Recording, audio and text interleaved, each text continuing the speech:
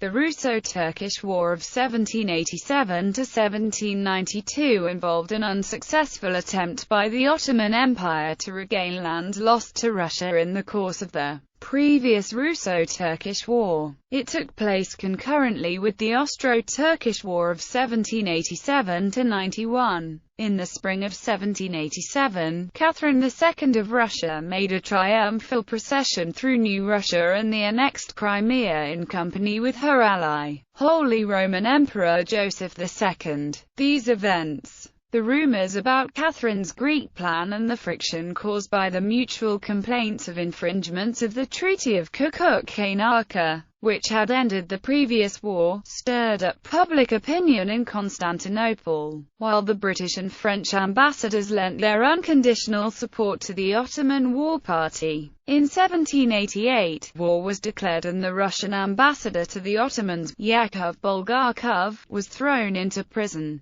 But Ottoman preparations were inadequate and the moment was ill-chosen, now that Russia and Austria were in alliance, a fact of which the Ottomans became aware only when the horsetails were planted for the campaign. The Ottomans drove back the Austrians from Mehadia and overran the Banat, but in Moldavia, Field Marshal Pyotr Rumyantsev captured Iasi and Kortin. After a long winter siege, Ochakov fell to Prince Grigory Potemkin. This news affected the Sultan, Abdulhamid I, so deeply as to cause his death. Accordingly, the Treaty of Jassy was signed with Russia on 9 January 1792, recognizing Russia's 1783 annexation of the Crimean Khanate. Yeresan was also ceded to Russia, and the Dniester was made the frontier in Europe, while the Asiatic frontier, the Kuban River, remained unchanged.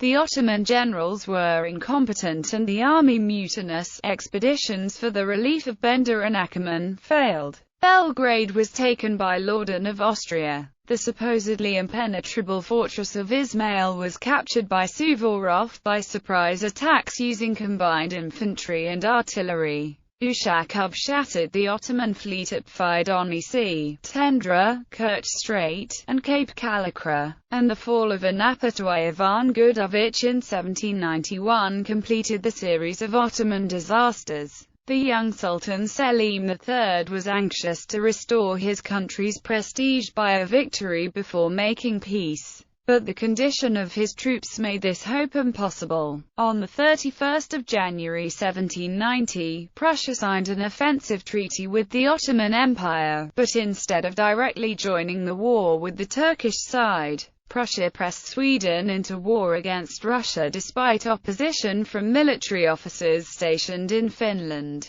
Russia in turn pressed Denmark-Norway into war against Sweden. Caucasus Front. As in the previous war, fighting on the Eastern Front was a sideshow. Russia now had more troops in the area, but fighting was confined to the far northwest. Before 1774 the Turks dominated the Crimean Khanate and the Crimeans dominated the Nogai nomads north of the Caucasus. The Turks also held some ports on the Black Sea coast and influenced the mountaineers in the interior. With the final loss of Crimea in 1783, the main Turkish base became Anapa, about 60 kilometers southeast of the Kerch Strait. With the help of French engineers they turned it into a first-class fort.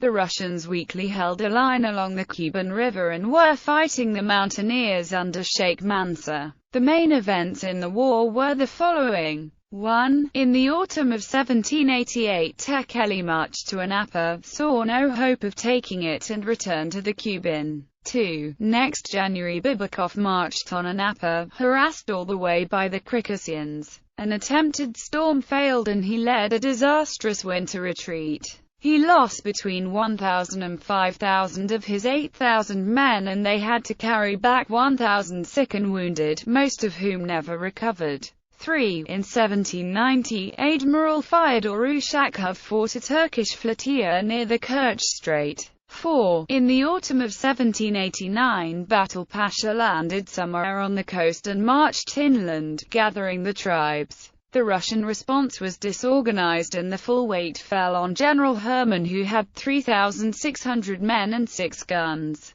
It is claimed that he defeated 4,000,5,000 enemy with a loss of 150 men killed and wounded. Battle Pasha was captured and no prisoners were taken. The remnant of the beaten army was demolished by Baron Rosen. The site of the battle later became the Cossack stanitsa of Batelpashinsk. 6. On the 22nd of June 1790, Ivan Gudovich stormed Anapa. The 15,000-man garrison was annihilated and the Russians lost 4,000 men, about half those engaged. They captured 83 cannon and, most importantly, Sheikh Mansour. Anapa was apparently returned by the Treaty of Jassy since it had to be retaken in 1807 and again in 1828.